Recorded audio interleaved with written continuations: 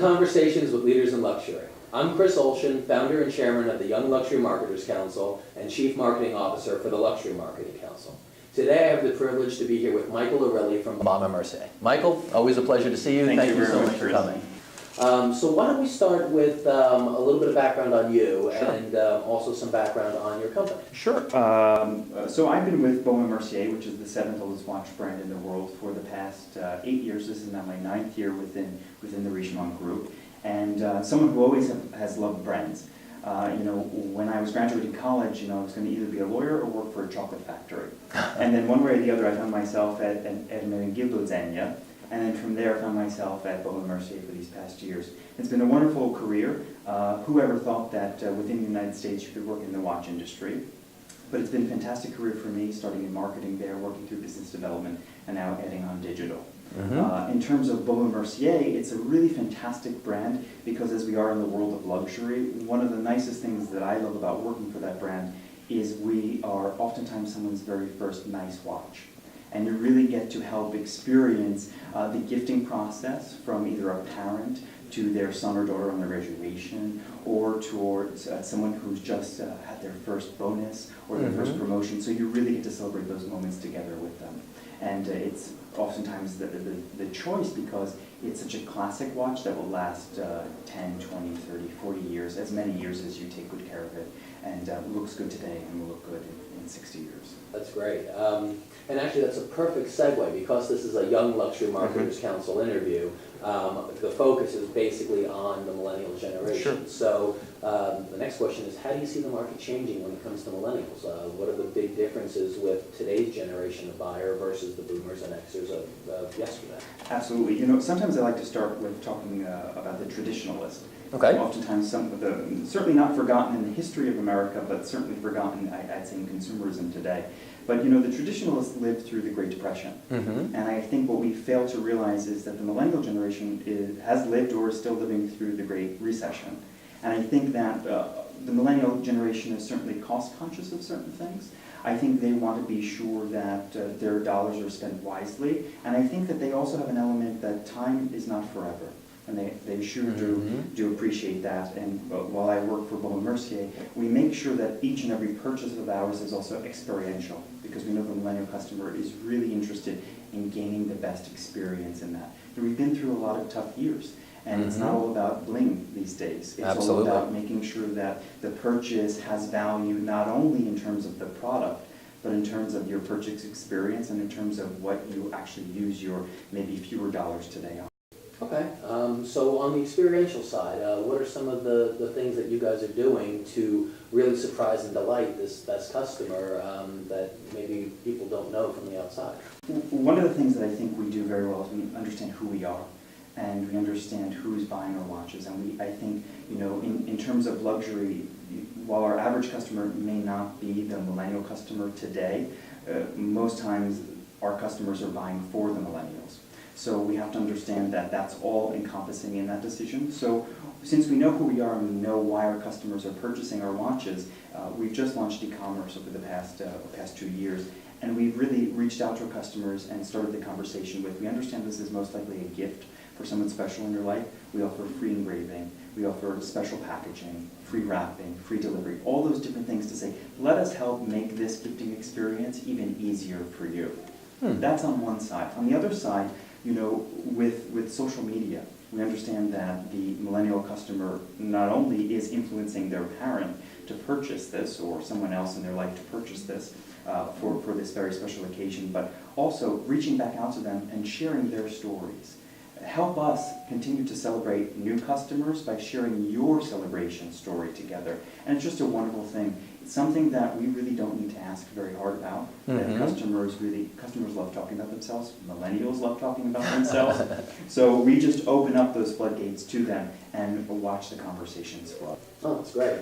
Now, I remember last year you made a very interesting comment at one of our events about social media, and the reason I want to bring this up is because I think it's something that a lot of millennials have been focusing more on and saying, when it comes to Twitter, when it comes to Facebook, when it comes to all the social sites, the conversations are becoming more and more diluted, and they're less pointed because everyone's now getting on and tweeting about everything and Correct. posting about everything. Sure. And you made the comment at one of our events that you're a luxury brand, not a 14-year-old schoolgirl who needs to instantly respond. Right. Now that you guys are really diving into the digital front, do you still find that to be an accurate answer, or are you guys engaging more often now that you're doing more on the digital side? You know, luxury is certainly not democratic. I don't think it ever has been and never will be. Nor should it be. Nor should it be. Well, there goes the industry, right?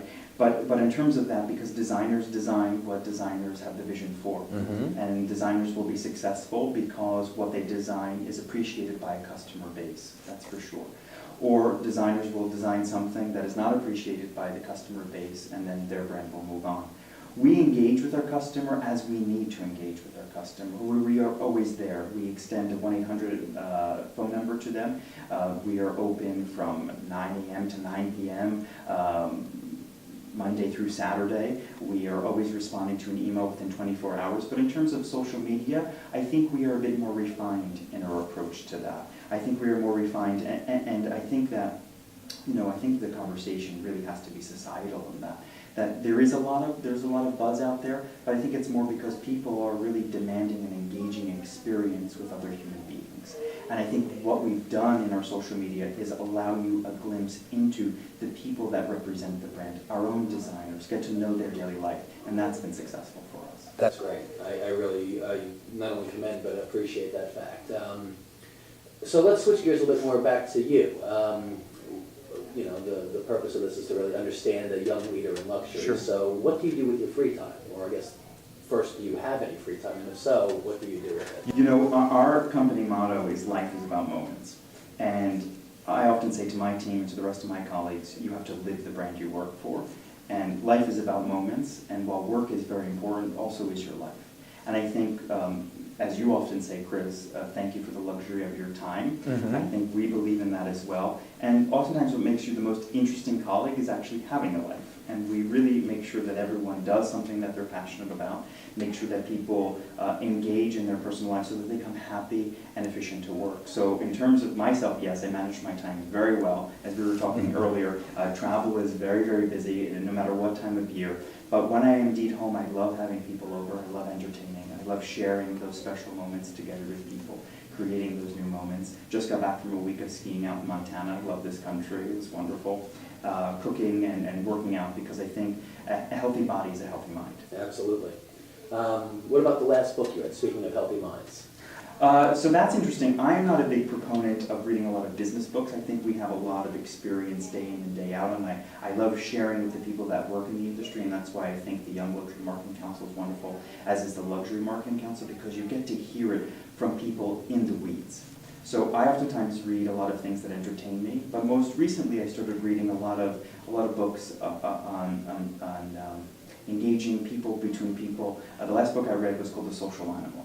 Okay. I think understanding the way people act with themselves and with other people is far more interesting and would help you far more in business than reading any business book. Okay, I like that answer. Going back to the Young Luxury Marketers Council, you obviously are one of the board members. Thank you so much for that. Thank you, yeah.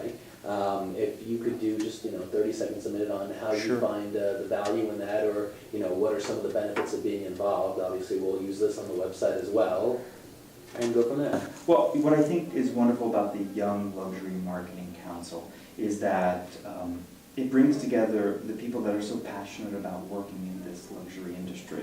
It's such a vast industry, and it's an industry based on relationships, first and foremost. You have to have relationships with your customers year in and year out, because those are probably the majority of your customer base, plus the products that you manufacture last a lifetime, and it's not something that you replace often. So if you understand that, you understand that the people themselves then need to know each other. And what you and I had discussed, what I loved months ago, was that oftentimes people that start in this industry can't afford the products that they sell. Mm-hmm. So that's very interesting, and they're oftentimes meeting with clients and different people, and they want to have an educated conversation about that. And what's wonderful about the Young Luxury Marketing Council is not only is it a place where you come to meet other like-minded people like yourself in challenging roles that you have, but you also can use it as an educational platform to understand something else that's interesting. I know everything about watches. well, I try to. And I know there's more to learn. But to understand someone from the wine industry, or to understand someone from high-end couture, to understand their details, I think is so valuable. Great. I mean, on that note, I think that's a perfect conclusion. Michael, as always, it's great seeing you. Thank you, Chris. so much Thank for you. your time. I'm Chris Olshin, founder and chairman of the Young Luxury Marketers Council, chief marketing officer of the Luxury Marketing Council. Here today again with Michael Irilli from Von Mercier. And I want to thank you for your time, the luxury of your company, and we'll see you on our next series.